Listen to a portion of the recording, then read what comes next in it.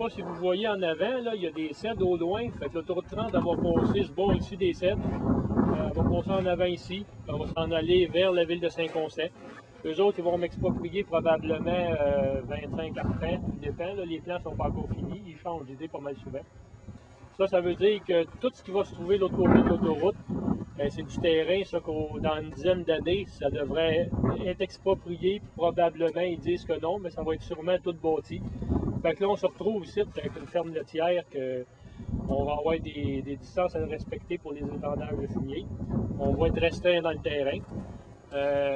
Avec les nouvelles lois, on ne pourra pas produire comme qu'on veut. On va peut-être être obligé de diminuer notre troupeau ou carrément, peut-être qu'on va être obligé de lâcher parce que avec la ville qui s'accote sur nous autres, on ne peut pas rouler. Fait que c'est des gros impacts, c'est pour des générations futures. Nous autres, moi je suis de la 4e génération. Toujours la même famille sur cette ferme-là.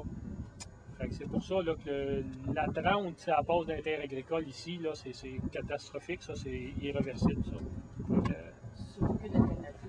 C'est ça, s'il n'y aurait pas d'alternative, c'est à 132. On n'est pas contre le projet, nous autres, on a besoin de route, tout le monde a besoin de route. On serait pour le projet, on fermerait notre boîte et on laisserait passer. Mais dans le cas qu'il y a une autre alternative, il n'est pas question qu'on les laisse passer. Ils ont un autre choix, puis c'est probablement le meilleur choix sur la 132. Bon, ici, vous êtes sur la ferme laitière. On est à Saint-Constant. C'est une entreprise qui est vieille de 4 générations. Les producteurs laitiers dans la région, il n'y en a pas beaucoup. Il y en a à Saint-Constant, nous autres, on est peut-être 4 autres. Avant, les vaches, on avait sur tout le monde avait ses 3-4 vaches, puis ils vivaient comme ça. Mais aujourd'hui, c'est plus comme ça. L'étalement urbain, tout ça, il y en a qui sont découragés, qui ont logé.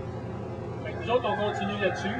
Puis c'est de valeur parce que des projets d'autoroute comme ça fait que le monde, ils sont rendus trop proches des villes, ils sont obligés de loger, de s'en aller ailleurs.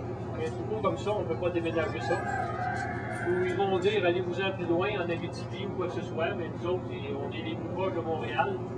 Le lait qu'on produit s'en va presque toute la ville Saint-Pierre, près de Montréal, pour la compagnie pour faire le lait en bain. C'est le lait qu'on boit. Nous autres, on est surveillés, c'est un lait de qualité supérieure. On a des inspecteurs à tous les 2 jours qui viennent tester notre lait. Puis, c'est ça. Nous autres, l'autoroute 30, on est pour le projet. Il faudrait qu'on le fasse à la bonne place, sur la 132. Ça fait 40 ans que c'est exproprié. Tout le monde l'attend depuis 40 ans. Un jour, si nos gouvernements vont décider de la faire à votre place, tout le monde va être content. Puis nous aussi. Fait que nous autres étalements urbains, ça va faire qu'on va se ramasser avec des voisins très proches, la ville très proche de nous, peut-être à quelques cent mètres. Les restrictions, les nouvelles lois sur l'épandage des fumiers. On va arriver qu'on va avoir moins de terrain pour épandre nos fumiers. Ça veut dire qu'on va être obligé peut-être de garder moins d'animaux. Une entreprise agricole ne peut pas se permettre de diminuer. Comme toute entreprise, il faut grandir, il faut grossir. Moi, j'ai de la relève, j'ai un petit garçon. J'aimerais bien ça qu'il continue dans la même ligne que moi. Il faut donner la chance aux jeunes, puis à votre génération qui pousse, surtout la vôtre et la nôtre. C'est important de garder nos fermes.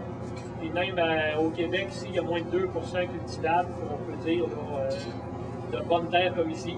Ici, on peut cultiver du blé d'Inde, du soya, du brocoli, du chou. C'est une terre qu'on peut faire n'importe quoi dessus. Mais il ne faut pas oublier tout l'éthanol. Tout le monde en parle. Ça prend du maïs, ça prend de l'orge.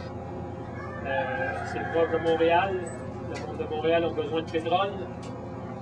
C'est une grosse industrie. Il ne faudrait surtout pas oublier ça.